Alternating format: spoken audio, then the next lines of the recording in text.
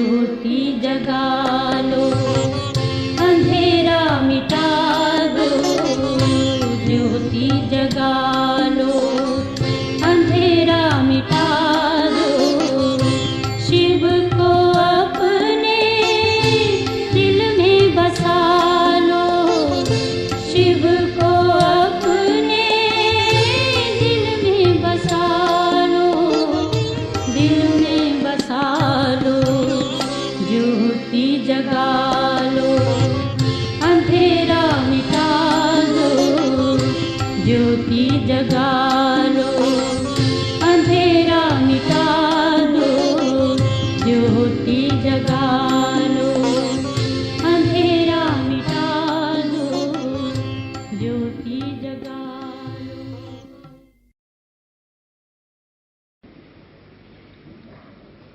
मन बुद्धि संस्कार तीनों के मालिक बन ऑर्डर करो, स्वीट साइलेंस,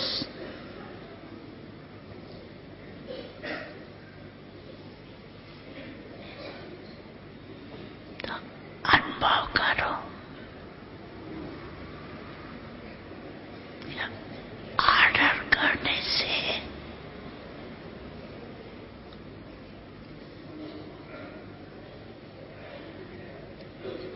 अधिकारी बनने से तीनों ये ऑर्डर में रहते हैं।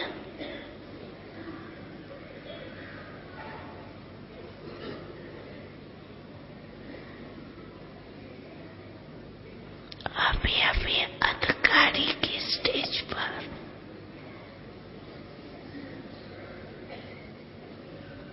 स्थित हो जाओ।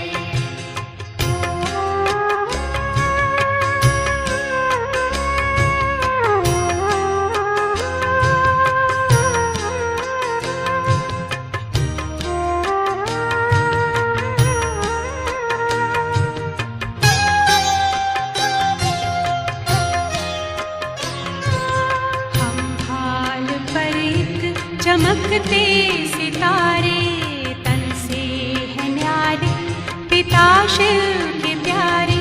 ये सुख शांति का द्वार मंगल दिखाकर,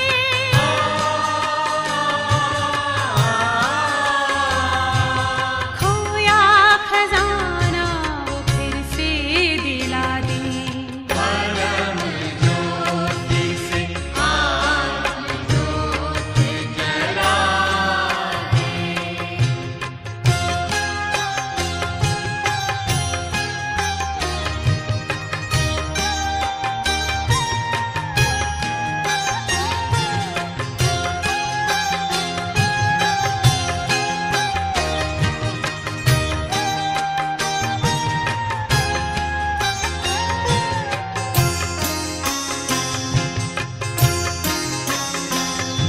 प्रभु से मिले मन की ये कामना है, सत्यम शिवम सुंदरम भावना है।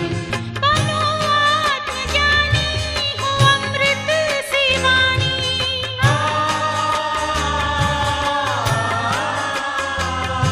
ये संदेश शिव का सभी को सुना दे।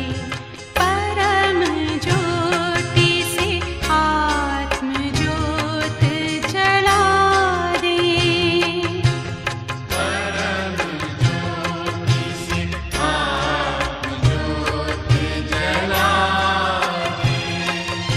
चलो शिव पिता से सभी को मिला दे। चलो शिव पिता से सभी को मिला दे, सभी को मिला दे।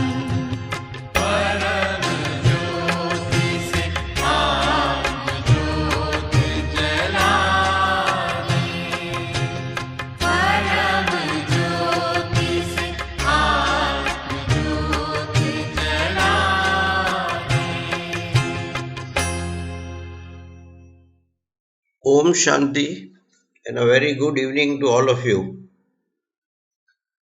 हमने जब इस इंग्लिश सीखने सिखाने का अभियान शुरू किया तो क्रियापद यानी वर्ब से शुरू किया था, क्योंकि क्रियापद हर एक भाषा का आत्मा होता है, उसकी जान होती है। तो हमने भी क्रियापद से सीखना शुरू किया और आज तक क्रियापद में हम जो सीखे इसका अगर एक छोटा सा रिकैप ले ले तो हमने एक्शन वर्ब सीखे, उसके बाद उसमें भी जो फर्क है वो आपको दिखाया कि प्योर एक्शन वर्ब ऐसे होते हैं जहाँ एक्शन शुरू होता है और खत्म होता है, जैसे खाना, चलना, लिखना वगैरह। और कुछ स्टेटिव क्रियापद होते हैं, स्टेटिव वर्ब होते हैं, जहाँ क्रिया न शुरू होती है न खत्म होती है, क्रिया होती है, लव होता है माँ का बच्चे के लिए। वो एग्जाम्पल भी आपको दिया था। इसके अलावा हमने क्रियापद के और गुण देखे थे। क्रियापद अकर्मक हो सकता है, क्रियापद सकर्मक हो सकता है, क्रियापद रेगुलर हो सकता है और क्रियापद इरेगुलर हो सकता है। इस क्रियापद को कॉन्जुगेट करना पड़ता है, बदलना पड़ता है, जिसके लिए हमें तीनों टेंस के नियम याद करने होते हैं, वर्तमान काल, भूतकाल, भविष्य काल। उसके 3 एस्पेक्ट में क्या क्या नियम आते हैं याद करने पड़ते हैं। पुरुष यानी first person, second person, third person, उत्तम पुरुष, मध्यम पुरुष, अन्य पुरुष, उसके भी नियम याद करने पड़ते हैं। और एक वचन और बहुवचन का ध्यान रखना पड़ता है। इन 4 चीजों का ध्यान रख के हम क्रियापद को कॉन्जुगेट करते हैं और वाक्य में उसका उपयोग करते हैं। जैसा हमारे साथ होता है वैसा क्रियापद के साथ भी होता है। जिस विषय में हम कमजोर हैं वहां में बाहर की मदद लेनी पड़ती है और क्रियापद को भी ऐसा ही होता है। इंग्लिश लैंग्वेज में प्रेजेंट टेंस सिंपल एस्पेक्ट और पास्ट टेंस सिंपल एस्पेक्ट, ये दो ही जगह ऐसी है जहां पे कॉन्जुगेशन करने के बाद क्रियापद को और कोई मदद नहीं लेनी पड़ती है। Present tense simple aspect I walk and past tense simple aspect I walked. इसके अलावा कंटिन्यूअस एस्पेक्ट में सिर्फ कॉन्जुगेशन से काम नहीं होता। कॉन्जुगेशन में वॉक का वॉकिंग होता है, लेकिन इससे काम नहीं होता, उसमें टू बी की मदद लेनी पड़ती है। और परफेक्ट एस्पेक्ट में टू हैव की मदद लेनी पड़ती है। और फ्यूचर टेंस के लिए इसके अलावा उनको विल की भी मदद लेनी पड़ती है। तो आज हम ऑक्सिलरी वर्ब के बारे में सीखेंगे, जो एक प्रकार के सहायक क्रियापद है। इंग्लिश में 3 प्रकार के ऑक्सिलरी वर्ब होते हैं, to be, to have, to do.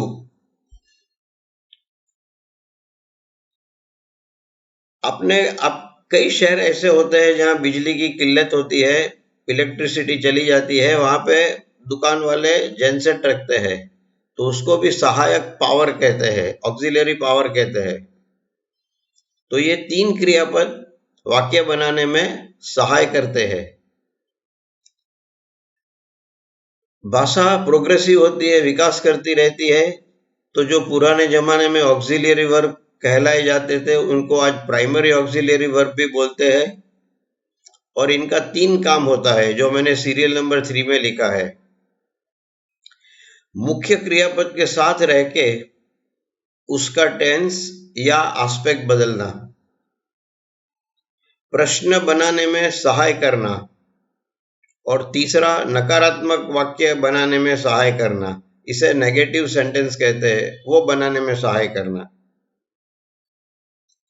Continuous aspect और परफेक्ट एस्पेक्ट, प्रश्न और नकारात्मक वाक्य ऑक्सिलरी क्रियापद के बगैर बन ही नहीं सकते। और मैं अगली स्लाइड में आपको सब दिखाऊंगा किस तरह से वो बनते हैं।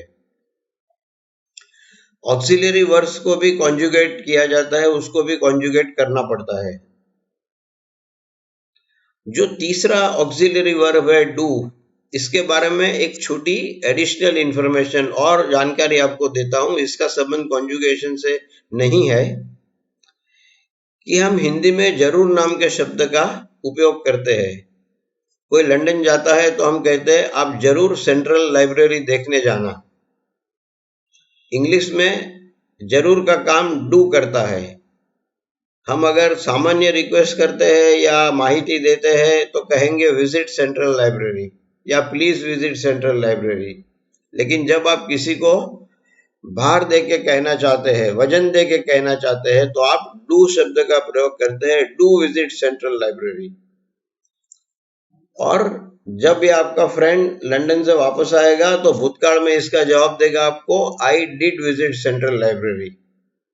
आप किसी को आग्रह करके घर पे बुलाना चाहते हैं तो कम के आगे डू लगाते हैं, do come to our house. और एक छोटी बात, आज तो कलयुग में ये पुराने वाक्य जो मैंने सीरियल नंबर 6 में लिखे हैं कोई बोलता नहीं है। ये सिर्फ आपको इंफॉर्मेशन के लिए मैं बता रहा हूं। आजकल हाई का जमाना है, ये हिंदी वाला हाई नहीं, इंग्लिश वाला हाई है। आप ये मत कहना सब लोग हाई हाई करते हैं, हाई नहीं करते, वो इंग्लिश वाला हाई करते हैं। जवाब में भी हाई बोला जाता है।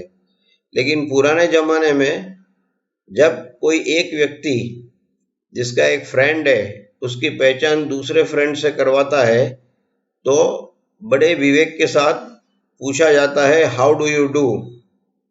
और आपको बड़ा आश्चर्य होगा कि जवाब में दूसरे आदमी को वही बोलना होता है, हाउ डू यू डू। अब हम ऑक्सिलरी वर्ब पे आते हैं, टू बी। मैंने जैसे ऊपर लिखा, टू बी का उपयोग कंटिन्यूअस एस्पेक्ट में होता है। और आगे जाके जब हम एक्टिव वॉइस और पैसिव वॉइस पढ़ेंगे, जिसे हिंदी में कर्तरी और कर्मणी प्रयोग कहते हैं, तो पैसिव वॉइस में भी उसका उपयोग होता है। इसके बगैर पैसिव वॉइस नहीं हो सकता और इसीलिए उसको सहायक क्रियापद कहते हैं। ये सहायक क्रियापद होने से इसमें सिर्फ टेंस होता है, एस्पेक्ट नहीं होता। ये जहां जहां, इसकी वजह यह है कि ये जहां जहां एस्पेक्ट में इसकी जरूरत है वहां वहां वो बैठा है। जैसे प्रेजेंट टेंस, पास्ट टेंस और फ्यूचर टेंस में टू बी की जरूरत सिर्फ कंटिन्यूअस एस्पेक्ट में होती है और कंटिन्यूअस एस्पेक्ट के अलावा और किसी जगह वो नहीं आ सकता। इसीलिए दोबारा इसका कॉन्जुगेशन एस्पेक्ट के लिए नहीं होता है। मैंने आपके सामने तीनों टेंस और उसके अंदर कंटिन्यूअस एस्पेक्ट में कैसे इस्तेमाल होता है, मैं सारे शब्द वॉकिंग, जो एक वर्तमान कृदंत है जिसको कंटिन्यूअस एस्पेक्ट में इस्तेमाल किया जाता है, वो लेके आपको सारे वाक्य में बताता हूँ। पहले मैं प्रेजेंट टेंस के first person, second person, third person बोलता हूँ, बाद में पास्ट टेंस, फिर future tense. I am walking, we are walking, you are walking, you are walking, he is walking, she is walking, it is walking, they are walking। past tense में I was walking, we were walking, you were walking, you were walking, he was walking, she was walking, it was walking, they were walking। Future tense में continuous aspect के लिए जो to be शब्द आता है वो तो आता ही है बी, और ऊपर से इसमें एक मॉडल वर्ब भी है विल, जिसके बगैर इंग्लिश में फ्यूचर टेंस नहीं बन सकता। तो यहाँ इसे दो प्रकार की मदद चाहिए। फ्यूचर टेंस के लिए विल की जो मॉडल वर्ब है वो हम बाद में सीखेंगे, और टू बी की I will be walking, we will be walking, you will be walking, you will be walking, he will be walking, she will be walking, it will be walking, they will be walking। हम जब थोड़े कठिन वाक्य की रचना करना सीखेंगे तो हमें टू बी का भी प्रेजेंट पार्टिसिपल जानना पड़ेगा। वो है बीइंग, आईएनजी लग जाता है। बी तो है आपके सामने, इसके पीछे आईएनजी लग जाता है, बीइंग हो जाएगा। और जब हम पैसिव वॉइस की रचना करेंगे तो हमें टू बी का पास्ट पार्टिसिपल भी चाहिए। जो इरेगुलर है इसका पास्ट पार्टिसिपल होता है बीन। सहायक वर्ब का काम है किसी मुख्य वर्ब को सहाय करना। अगर मुख्य वर्ब है ही नहीं तो वो किसी को सहाय नहीं कर सकता, और मुख्य वर्ब के बगैर अगर ये टू बी क्रियापद आता है तो वो सहायक वर्ब नहीं कहा जाता है, वो लिंकिंग वर्ब कहा जाता है, जिसके बारे में मैंने शायद पहली या दूसरी स्लाइड में आपको बताया था। आई एम अ बॉय, मैं लड़का हूं। I am a teacher, I am a doctor, इस तरह के वाक्य बनते हैं। तो ये पूरा चार्ट है, इतना कठिन नहीं है। खाली आई एम में एम आता है, ध्यान रखना है। बाकी एक वचन में ईज आता है, बहुवचन में आर आता है, पास्ट टेंस में एक वचन में वॉज आता है, बहुवचन में वेर आता है, और फ्यूचर टेंस में फ्यूचर टेंस वाला विल आता है, और सभी जगह पे बी आता है। तो ये बड़ी सरल रचना है, कोई तकलीफ नहीं होनी चाहिए इस तरह से वाक्य बनाने में। ये पहला ऑक्सिलरी वर्ब है टू बी। अभी हम आते हैं दूसरे ऑक्सिलरी वर्ब पे, टू हैव। इसका उपयोग परफेक्ट एस्पेक्ट बनाने में होता है, और क्योंकि इसका उपयोग सिर्फ परफेक्ट एस्पेक्ट बनाने में होता है तो यहाँ एस्पेक्ट के लिए उसे कॉन्जुगेशन करने की कोई जरूरत नहीं है। मैं इसके भी सारे वाक्य आपके सामने बोलता हूं। I have walked, we have walked, you have walked है, you have walked। अब ये थर्ड पर्सन सिंगुलर में हैव का हैज करना पड़ेगा। हम सिंपल टेंस में भी वॉक का वॉक्स करते थे, तो यहाँ हैव का हैज हो जाएगा। ये भी हमने आगे देखा है। तो he has walked, she has walked, it has walked, they have walked। Past tense में भूत कृदंत यानी पास्ट पार्टिसिपल वॉकड तो वही रहेगा, लेकिन हैव का पास्ट टेंस हो जाएगा। पास्ट टेंस में हैज जैसा कोई बदलाव नहीं आता है, तो समग्र पास्ट टेंस में हर जगह पे हैड लगेगा। I had walked, we had walked, you had walked, you had walked, he had walked, she had walked, it had walked, they had walked. Future tense में विल का प्रयोग करना पड़ेगा, क्योंकि इंग्लिश में फ्यूचर टेंस है ही नहीं। फ्यूचर टेंस है इसलिए हैव ही रहेगा। तो आप देखेंगे पूरे फ्यूचर टेंस में तीनों पर्सन के लिए, सिंगुलर के लिए, प्लूरल के लिए विल हैव ही आता है। I will have walked, we will have walked, you will have walked, you will have walked, he will have walked, she will have walked, it will have walked, they will have walked. आगे हम have का उपयोग भी एक सामान्य क्रियापद की तरह करेंगे, उसके भी एग्जाम्पल मैं बाद में दूंगा आपको। और उस वक्त हमें उसका प्रेजेंट पार्टिसिपल चाहिए, तो वहां आईएनजी लगेगा। लेकिन यहाँ एक ध्यान रखना, हैव के पीछे जो ई है वो निकल जाता है, आपको ई रखना नहीं है। HAVE नहीं है, HAV है और बाद में आईएनजी लग जाएगा और उसका पास्ट पार्टिसिपल हैड होगा। टू बी की तरह अगर हैव का इस्तेमाल सहायक वर्ब की तरह नहीं होता है तो वो सहायक वर्ब नहीं कहा जाएगा और उसकी भूमिका एक मुख्य वर्ब की तरह रहेगी, लिंकिंग वर्ब की तरह रहेगी। और ये पोजीशन बताता है, मेरे कब्जे में, मेरी मालिकी में क्या है ये दिखाता है।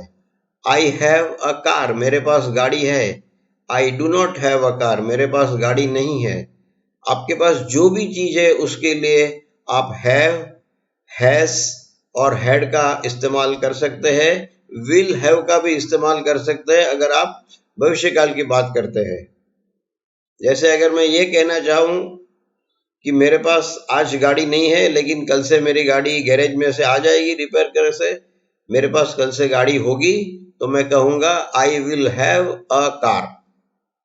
लेकिन जब मुख्य क्रियापद एक्शन वर्ब नहीं है तो हैव ऑक्सिलरी के रूप में नहीं गिना जाएगा।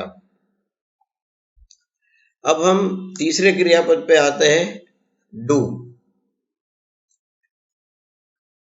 डू का जो रोल है, उसका जो काम है, वो इतना सरल नहीं है जितना टू बी का था और टू हैव का था। दोनों क्रियापद की तरह डू भी एक क्रियापद की तरह, मुख्य क्रियापद की तरह आ सकता है। ये हम बाद में देखेंगे। इस वक्त हम सिर्फ डू का वो रोल देखते हैं जो वो एक सहायक क्रियापद की तरह करता है। इसका दो मुख्य काम है डू का, जो आप आखिरी कॉलम में देखते हैं। ये क्वेश्चन बनाने में, प्रश्न बनाने में काम लगता है, और दूसरा ये नेगेटिव, नकारात्मक वाक्य बनाने में काम आता है। मैंने यहाँ पे सारे सर्वनाम नहीं लिए हैं, कुछ लिए हैं, कुछ नहीं लिए हैं, लेकिन इससे आपको पूरा पता चल जाएगा। पूरा टेबल बनाने की मेरे हिसाब से जरूरत नहीं है। आपको चाहिए तो बोल देना, मैं बना के दे दूंगा आपको। मैंने जानबूझ के थर्ड पर्सन सिंगुलर रखा है ताकि डू का जो डज होता है वो आप देख सके। जब मैं प्रश्न पे आऊंगा और नेगेटिव पे आऊंगा तो इसके बारे में और एक आपको चीज बताऊंगा जो बहुत महत्व की है, जो मैंने रूल नंबर 1 में ऊपर लिखी है। यहां पर मैंने जानबूझ के सकर्मक क्रियापद लिया है, आई कुक फूड, जो हम पहले देख चुके हैं।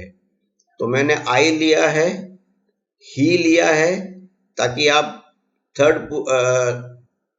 थर्ड पर्सन सिंगुलर का रूल समझ सके। अब हम रूल नंबर 1 पे आते हैं, ऊपर वर्ब टू डू के नीचे rule number 1, one word verb, यानी एक ही शब्द वाला क्रियापद है तो उसको डू की जरूरत पड़ती है। अगर क्रियापद में ही 2 शब्द है या 3 शब्द है तो डू की कोई आवश्यकता नहीं रहती है। तो ये वन वर्ड वर्ब है। जैसे cook, I cook food, cook क्रियापद है और उसमें एक ही शब्द है, तो पहली 3 लाइन में आपको डू नजर आएगा, बाद में नहीं आएगा। क्योंकि नियम क्या कहता है कि जब क्रियापद में एक ही शब्द है तो डू की जरूरत पड़ती है, नेगेटिव में भी पड़ती है और प्रश्न बनाने में भी पड़ती है। तो हम वो तीनों एग्जाम्पल ले लेते हैं जहां क्रियापद में एक ही शब्द है। आई कुक फूड, अब हमें उसको नेगेटिव करना है, तो हमें क्या करना है, कुक के अंदर जो डू छुपा है वो बाहर निकालना है। I do not cook food. He कुक्स food, ये थर्ड पर्सन सिंगुलर है तो वॉक्स की तरह कुक्स होता है। अब ये जो कॉन्जुगेशन होता है एस वाला, ये कॉन्जुगेशन अभी कुक से निकल के डू पे आता है, तो हमें डू का डस करना है। और गो की तरह डू में आखिरी अक्षर वॉवेल है, स्वर है, इसलिए गोस की तरह हमें बीच में ई लगाना पड़ेगा। लेकिन मैंने आपको बताया था कल कि इंग्लिश 2 भाषा है, एक रिटन इंग्लिश और दूसरी स्पोकन इंग्लिश, यानी लिखी हुई इंग्लिश और बोली जाती इंग्लिश। तो जीओ गोज होता है और DOES डज होता है, डोज नहीं होता।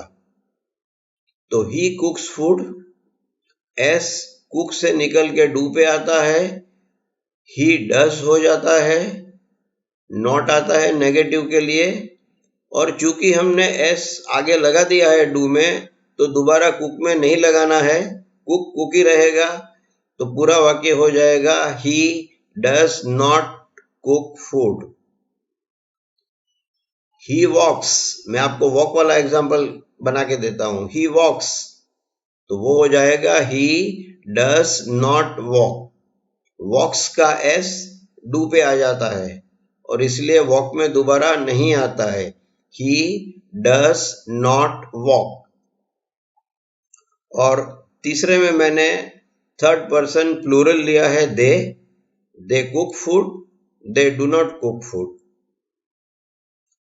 उसके बाद हम कंटिन्यूअस एस्पेक्ट पे आते हैं। जगह नहीं है इसलिए कंटिन्यूअस मैंने शॉर्ट फॉर्म में लिखा है, वो कंटिन्यूअस पूरा शब्द है अदरवाइज। यहां पे आप देखेंगे आई एम कुकिंग फूड। कम से कम मेरे स्कूल के बच्चे हमेशा मानते थे कि जब एम कुकिंग है तो 2 क्रियापद है। ऐसा नहीं है, क्रियापद एक ही है, इसमें 2 शब्द है।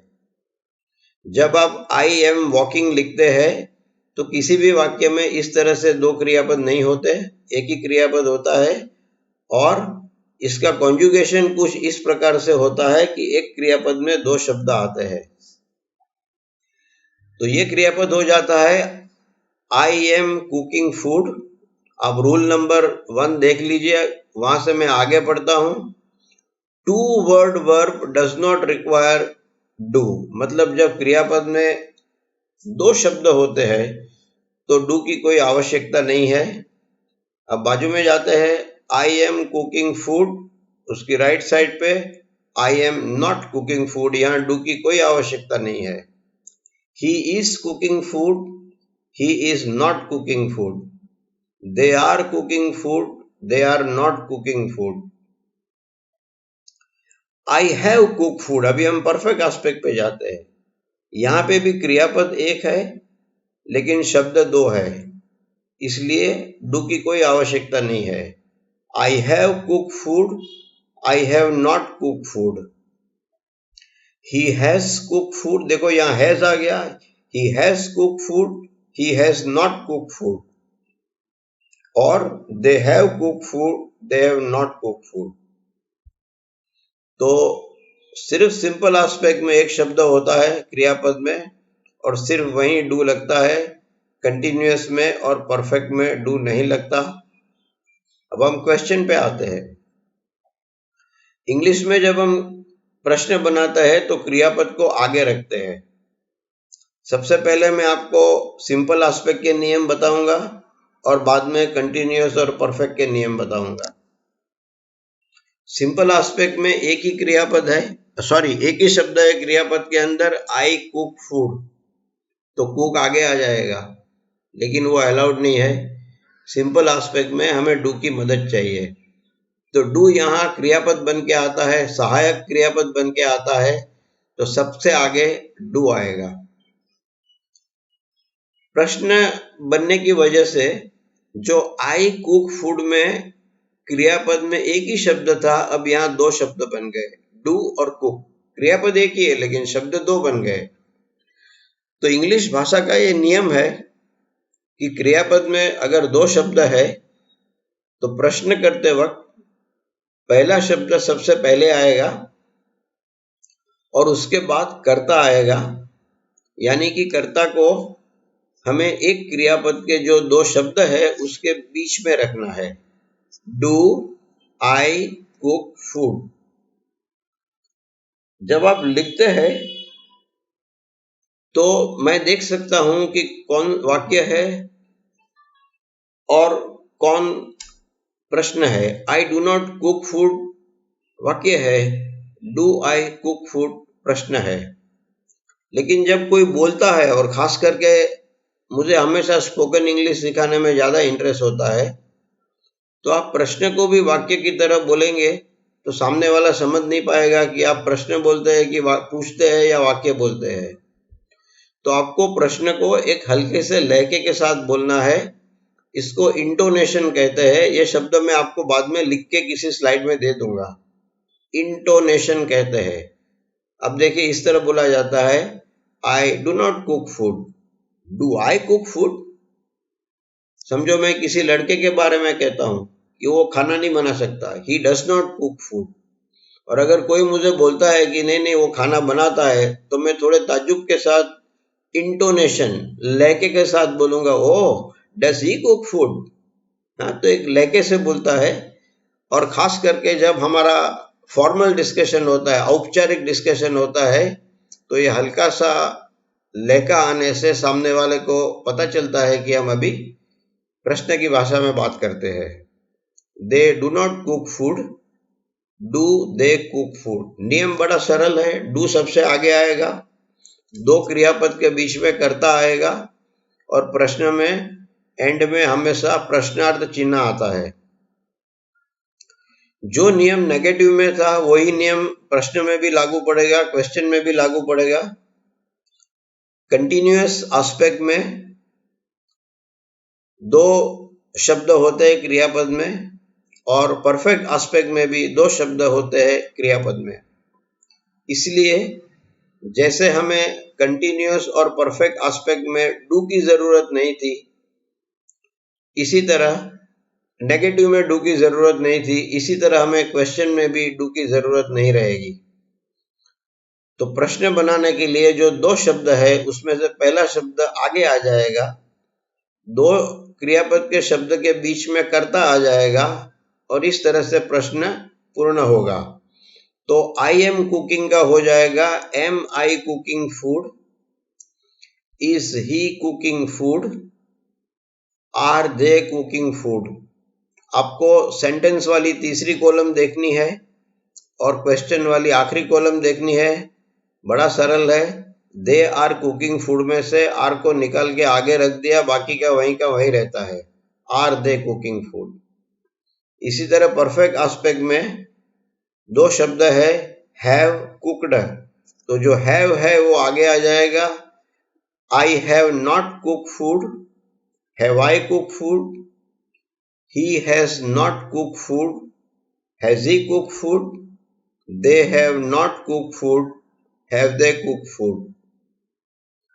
तो इस तरह से हम नेगेटिव बनाते हैं, क्वेश्चन बनाते हैं। आज मैंने आपको सिखाया।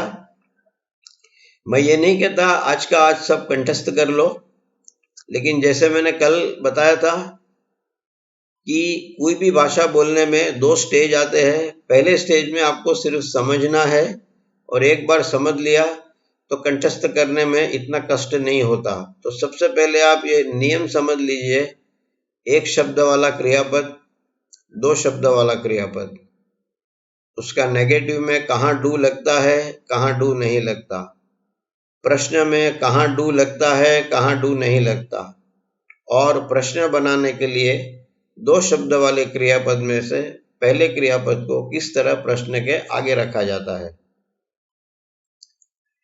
इसके अलावा आपको डू का भी कॉन्जुगेशन करना है प्रेजेंट टेंस सिंपल एस्पेक्ट में, और डू का कॉन्जुगेशन करने की वजह से दोबारा आपको कुक का कॉन्जुगेशन, मुख्य वर्ब का कॉन्जुगेशन नहीं करना है।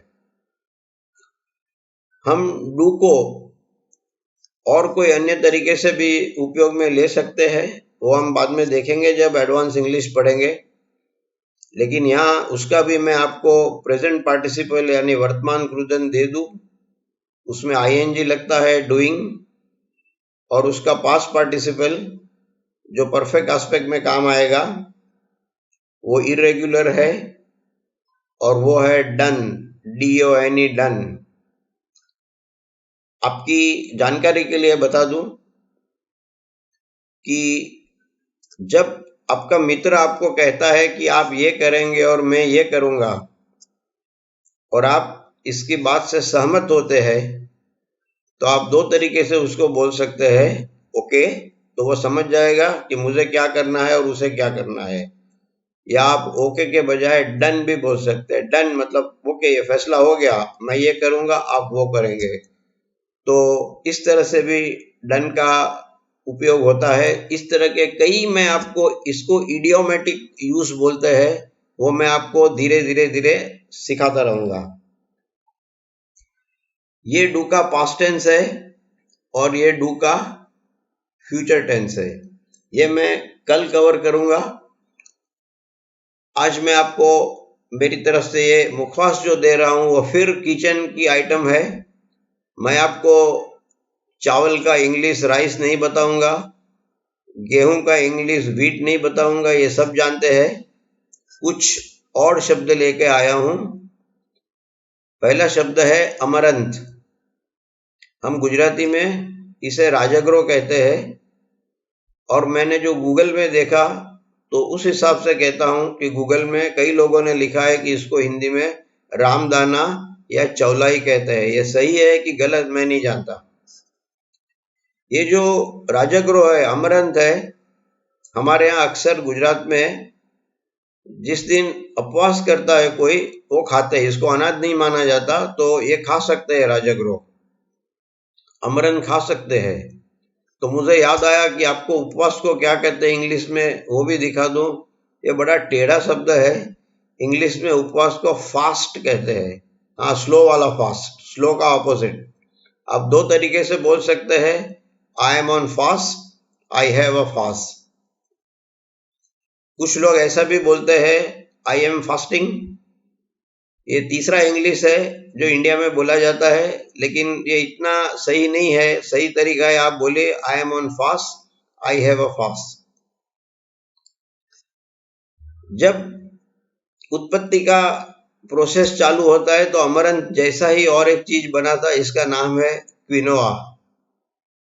वो क्विनोआ भी अमरंथ जैसा ही है।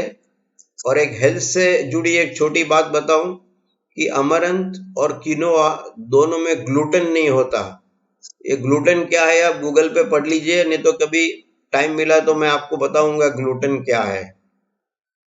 सीरियल्स, अनाज को सीरियल्स कहते हैं। रात को 8 बजे टीवी पे आती है, उसको भी सीरियल्स कहते हैं, लेकिन उसका स्पेलिंग अलग है। मेज, मक्का। जब हम मक्का खाते हैं तो मक्का के ऊपर जो दाने हैं वही खाते हैं, और जिस डोडे पे ये दाने लटके हैं उसको कॉब बोलते हैं, COB, कॉब। जब कोई मेहमान आता है तो हम उसको दाने निकाल के देंगे खाने के लिए, लेकिन जब घर में फैमिली मेंबर्स खाते हैं तो माँ अक्सर पूछ लेती है कि तू कॉप से खाएगा कि निकाल के दूं, तो उसको कॉप बोलते हैं। बाजरा को मिलेट कहते हैं, सोजी को सेमोलिना कहते हैं और ज्वार को सोरगम कहते हैं। मैं ललित भाई को एक फाइल दूंगा, एक छोटी डिक्शनरी में जो मैंने एक्सेल में बनाई है।